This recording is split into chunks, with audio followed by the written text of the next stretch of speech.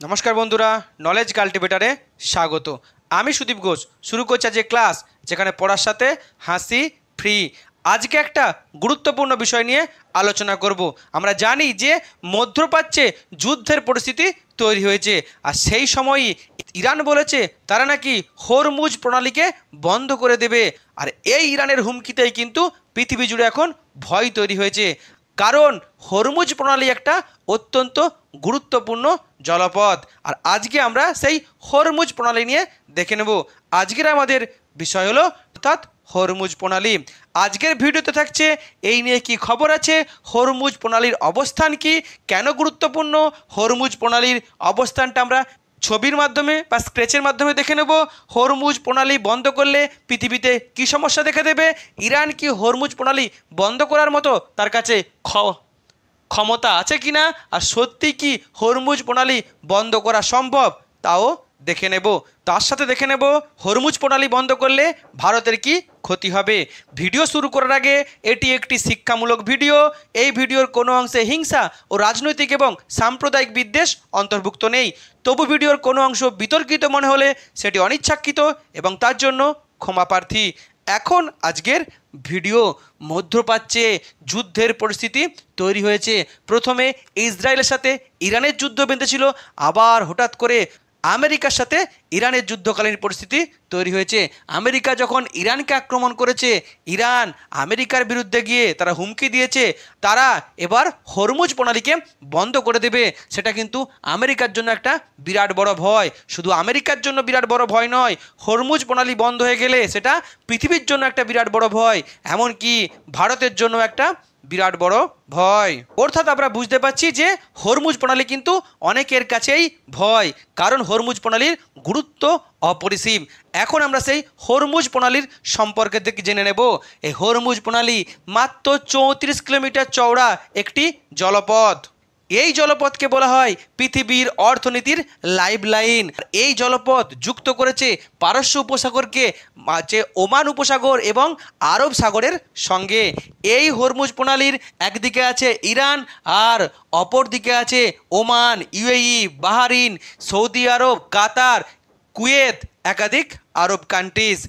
আর এই হরমুজ প্রণালীর গায়ে কিন্তু অবস্থিত ইরানের দীর্ঘতম যে উপকূল রেখা বা কোস্টাল লাইন। আর এই হরমুজ প্রণালী দিয়েই কিন্তু আরব কান্ট্রিজ, অর্থাৎ যেখানে পৃথিবীর এই তেলের সম্পদের ভাণ্ডার আছে, সেই আরব কান্ট্রিজ থেকে যেমন Iran, UAE, Iraq, Kuwait, Bahrain, Qatar, Saudi Arab, Oman, এই সমস্ত দেশ থেকে কিন্তু তেল রপ্তানি হয় পৃথিবীর প্রত্যেকটি দেশে। অর্থাৎ পৃথিবী জুড়ে তেল রপ্তানি হয় এই হরমুজ প্রণালীর সংকীর্ণ জলপথ দিয়ে। শুধু যে তেল রপ্তানি হয় তা নয়, কাতার থেকে যে বিশ্বজুড়ে গ্যাস রপ্তানি হয়, এই কাতারের গ্যাস রপ্তানিও কিন্তু এই হরমুজ প্রণালীর মাধ্যমে গোটা পৃথিবী জুড়ে রপ্তানি হয় বা ছড়িয়ে পড়ে। অর্থাৎ বুঝতে পারলাম পৃথিবীর অর্থনীতি যে সম্পদের উপর দাঁড়িয়ে আছে সেই তেল, আর সেই তেল পরিবহনের অত্যন্ত গুরুত্বপূর্ণ পথ হচ্ছে এই সংকীর্ণ হরমুজ প্রণালী। এখন এই হরমুজ প্রণালীকে আমরা একটু স্কেচের সাহায্যে দেখে নেব। এই স্কেচের সাহায্যে আমরা দেখলে বুঝতে পারবো।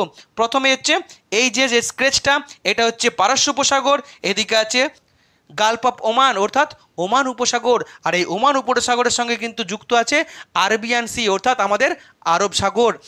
আর এই পার্সিয়ান গালফ অর্থাৎ পারস্য উপসাগর আর ওমান উপসাগর যেখানে যুক্ত হয়েছে, এই যে সংকীর্ণ জায়গাটা কার্ভের মতো, এই জায়গাটাকেই বলা হচ্ছে স্ট্রেট অফ হরমুজ অর্থাৎ হরমুজ প্রণালী। আর এই হরমুজ প্রণালী বুঝতে পারছি খুব সংকীর্ণ, মাত্র 34 কিলোমিটার সংকীর্ণ। আর এই হরমুজ প্রণালীর এই যে উপরের দিকে দেখতে পাচ্ছি আমরা আছে ইরান, এই সমস্ত যে উপকূল রেখা এটা কিন্তু ইরানের।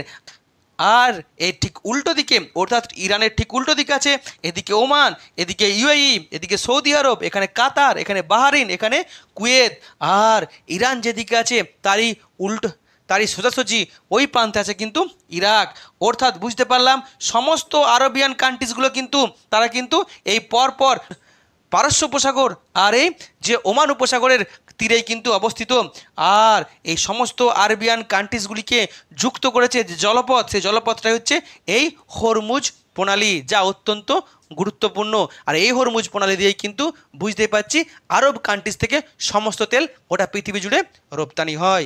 এখন ইরান যদি হরমুজ প্রণালীকে বন্ধ করে দেয় তাহলে কি ক্ষতি হবে? বুঝতে পারলাম যে এই হরমুজ প্রণালী দিয়েই পৃথিবীর প্রায় 95% তেল বিভিন্ন দেশে রপ্তানি হয় এবং পৃথিবীর যারা বৃহত্তম কান্ট্রিজ আছে বা বৃহত্তম অর্থনীতির যারা দেশগুলি আছে, যেমন হচ্ছে রাশিয়া, যেমন আমেরিকা, যেমন ইউকে, যেমন ফ্রান্স, যেমন চীন, এই সমস্ত দেশেও কিন্তু এই হরমুজ প্রণালী দিয়ে তেল রপ্তানি হয়। অর্থাৎ হরমুজ প্রণালী যদি বন্ধ করে দেওয়া হয়, শুধু আমেরিকায় তেল রপ্তানি হওয়া বন্ধ হবে তা নয়, পৃথিবীর সমস্ত দেশে তেল রপ্তানি হওয়া বন্ধ হয়ে যাবে।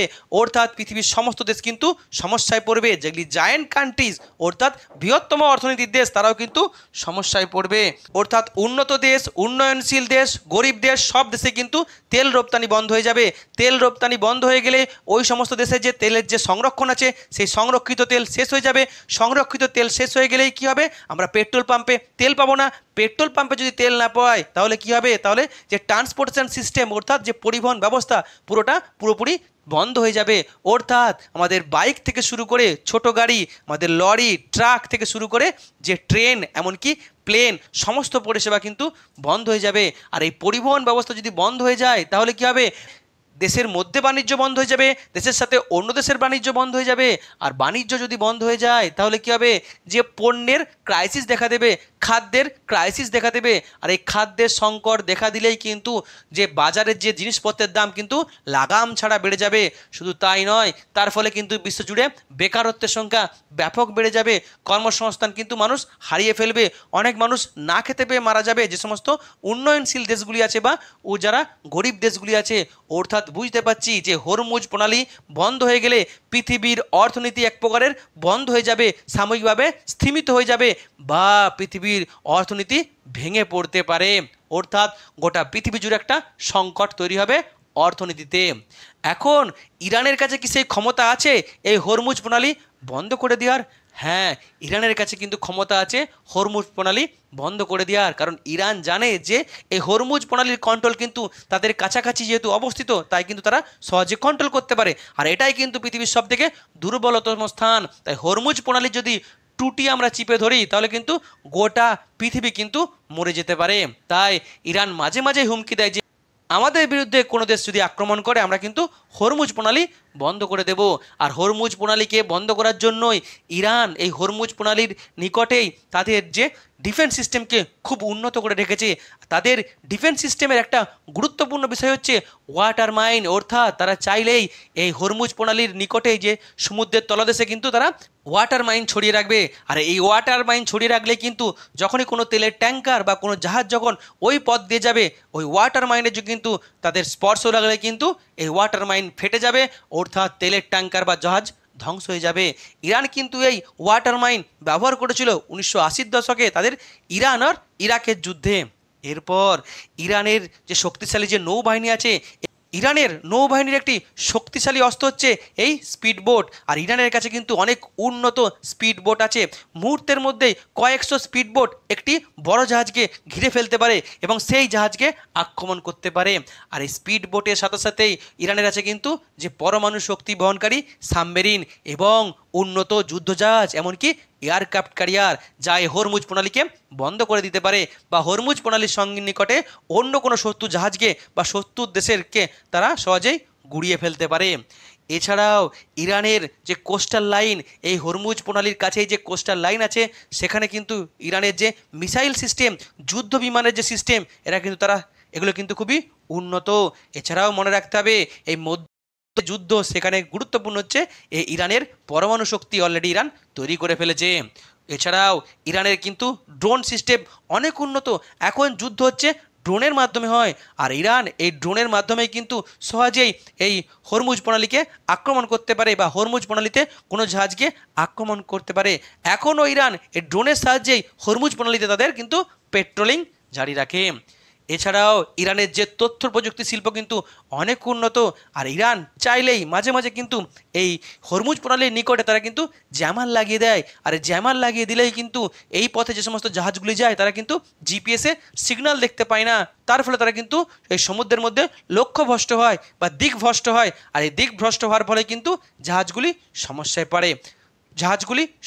পড়ে। অর্থাৎ বুঝতে পারলাম যে ইরানের কাছে একাধিক যে ক্ষমতা আছে এই হরমুজ প্রণালীকে পুরোপুরি বন্ধ করে দেওয়ার। কিন্তু ইরান কি চাইলেই হরমুজ প্রণালীকে বন্ধ করে দিতে পারে, বা হরমুজ প্রণালী বন্ধ করার কি সম্ভব আদেও, তা দেখে নেব। এখন ইরান যদি হরমুজ প্রণালীকে পুরোপুরি বন্ধ করে দেয়, সেটা শুধু কিন্তু একটা দেশের জন্য সমস্যা নয়, গোটা পৃথিবীর জন্য সেটা সমস্যা। আর গোটা পৃথিবীর যেখানে সমস্যা, সেখানে গোটা পৃথিবী কিন্তু ছেড়ে দেবে না। তার ফলে কিন্তু বিশ্বজুড়ে বিরাট বড় যুদ্ধ লাগবে, হয়তো তৃতীয় বিশ্বযুদ্ধ শুরু হয়ে যেতে পারে যদি এই হরমুজ প্রণালীকে বন্ধ করে দেওয়া হয়। যখনই হরমুজ প্রণালী ইরান বন্ধ করে দেবে, তখন কিন্তু আমেরিকা বসে থাকবে না। আমেরিকা কিন্তু সবসময় দাদাগিরি ফোলায়, আর এখানেই কিন্তু অবস্থিত এই আমেরিকার সেনাঘাঁটি বাহারিনে, যেটা কিন্তু হরমুজ প্রণালী থেকে বা ইরান থেকে খুব কাছে। আর সেখানে কিন্তু আমেরিকার আছে 7 ফ্লিট পরমাণু যে জাহাজ বা সাবমেরিন, এটা কিন্তু অত্যন্ত শক্তিশালী, সেটা কিন্তু ইরানের বিরুদ্ধে তারা আক্রমণ করবে, অর্থাৎ ইরান কিন্তু সমস্যায় পড়বে। তাছাড়া ইরান যদি হরমুজ প্রণালী বন্ধ করে দেয়, তাহলে ইরান নিজেই সমস্যায় পড়বে, কারণ ইরানেরও কিন্তু অর্থনীতি দাঁড়িয়ে আছে এই তেলের রপ্তানির উপরে। এখন যদি হরমুজ প্রণালী বন্ধ হয়ে যায়, ইরানেরও তেল রপ্তানি বন্ধ হয়ে যাবে, আর তার ফলে কিন্তু ইরানে কিন্তু অর্থনৈতিক সমস্যা দেখা দেবে। চীন সব থেকে বেশি তেল কেনে এই ইরান থেকে, চীনের সাথে ইরানের সম্পর্ক কিন্তু ভালো, আর চীন কিন্তু এখন শক্তিশালী অর্থনীতি বা বড় দেশ। যদি হরমুজ প্রণালী ইরান বন্ধ করে দেয়, তাহলে চীন তেল পাবে না, চীন তেল না পেলে কিন্তু ইরানের সঙ্গে চীনের সম্পর্ক খারাপ হয়ে যাবে। আবার ইরানের সাথে যখন যে আমেরিকার সংঘর্ষ লাগছে, তখন মনে রাখতে হবে আমেরিকার যে বিরোধী পক্ষ অর্থাৎ রাশিয়ার সাথে কিন্তু ইরানের সম্পর্ক খুব ভালো। এখন ইরান যদি হরমুজ প্রণালী বন্ধ করে দেয়, তাহলে রাশিয়াও তেল পাবে না, আর রাশিয়া তেল না পেলে কিন্তু রাশিয়ার সঙ্গে ইরানের সম্পর্কও খারাপ হবে, যেটাও কিন্তু ইরানের জন্য একটা ক্ষতি। অন্যদিকে ইরান যদি জোর করে হরমুজ প্রণালী বন্ধ করে দেয়, তাহলে এই আরব কান্ট্রিজগুলি যাদের অর্থনীতি দাঁড়িয়ে আছে তেল রপ্তানির ওপরে, সেই ইরাক হোক, কুয়েত হোক, বাহারিন, কাতার কিংবা সৌদি আরব, ইউএই, ওমান, কেউই কিন্তু তেল রপ্তানি করতে পারবে না। তার ফলে প্রত্যেকটি আরব কান্ট্রিজ কিন্তু সমস্যায় পড়বে, তাদের অর্থনীতি সমস্যায় পড়বে, তার ফলে তারাও কিন্তু ইরানের বিরুদ্ধে যুদ্ধ শুরু করবে। এখন ভারতের কি সমস্যা হবে? ইরানের সাথে ভারতের সম্পর্ক কিন্তু খুব ভালো, ইরান থেকে ভারত প্রচুর তেল আমদানি করে। এখন হরমুজ প্রণালী যদি বন্ধ করে দেয় ইরান, তাহলে ভারতেও কিন্তু তেল আসবে না, ভারতও কিন্তু সমস্যায় পড়বে। ভারতও চাইবে যাতে ইরান কখনোই হরমুজ প্রণালী বন্ধ না করে। অর্থাৎ বুঝতে পারলাম হরমুজ প্রণালী বন্ধ করে ইরান শুধু আমেরিকাকেই টাইট দেবে তা নয়, গোটা পৃথিবীর ওপর সমস্যা তৈরি করবে। আর পৃথিবীর ছোট বড় দেশ, অর্থাৎ যারা উন্নত অর্থনীতির দেশ, যারা উন্নয়নশীল দেশ কিংবা গরিব দেশ, কেউ কিন্তু সেটা মেনে নিতে পারবে না। অর্থাৎ সবাই কিন্তু এই ইরানের বিরুদ্ধে চলে যাবে, ইরানের উপরে চাপ সৃষ্টি করবে পৃথিবীর বিভিন্ন সংস্থাগুলি। এখন এই হরমুজ প্রণালীকে বন্ধ করা নিয়ে যদি যুদ্ধ লেগে যায় এই স্থানে, এই সমুদ্রের উপরে, তাহলে কিন্তু সমুদ্র দূষণ হবে, অর্থাৎ পরিবেশ দূষণ হবে। আর বিভিন্ন পরিবেশ সংস্থা, সোশ্যাল ওয়ার্কার যে সমস্ত সংস্থা আছে, তারাও কিন্তু ইরানের উপরে চাপ সৃষ্টি করবে এই যুদ্ধ বন্ধ করতে বা হরমুজ প্রণালীকে খুলে দেওয়ার জন্য। অর্থাৎ আমরা বুঝতে পারলাম হরমুজ প্রণালী অত্যন্ত গুরুত্বপূর্ণ, এটাই পৃথিবীর অর্থনীতির লাইফ লাইন। ইরানের কাছে অবস্থিত, ইরান চাইলে এটাকে বন্ধ করে দিতে পারে, কিন্তু ইরান পুরোপুরি বন্ধ করতে কখনোই পারবে না। বন্ধ করতে গেলে কিন্তু ইরানের সমস্যায় পড়বে, হয়তো 2-1 দিনের জন্য রেস্ট্রিকশান করতে পারে, কিন্তু কমপ্লিটলি এই হরমুজ প্রণালী বন্ধ করা ইরানের জন্য কিন্তু কখনোই ভালো দিক হবে না, বরঞ্চ খুবই কালো দিন বা ভয়ঙ্কর বিপদ নিয়ে আসবে ইরানের জন্য। এই হলো আজকের ভিডিও, যেখানে আমি টোটাল বিষয়টিকে সুন্দরভাবে তুলে ধরার চেষ্টা করলাম। ভিডিও শেষে আরও একবার, যুদ্ধ নয় শান্তি চাই, যুদ্ধ বন্ধ হোক, পৃথিবী জুড়ে শান্তি বজায় থাকুক। ভিডিওটি ভালো লাগলে অবশ্যই লাইক, কমেন্ট, শেয়ার এবং চ্যানেলটি সাবস্ক্রাইব করতে ভুলবেন না। আবার দেখা হবে নতুন একটি ভিডিওতে, ততক্ষণ পড়তে থাকো, হাসতে থাকো।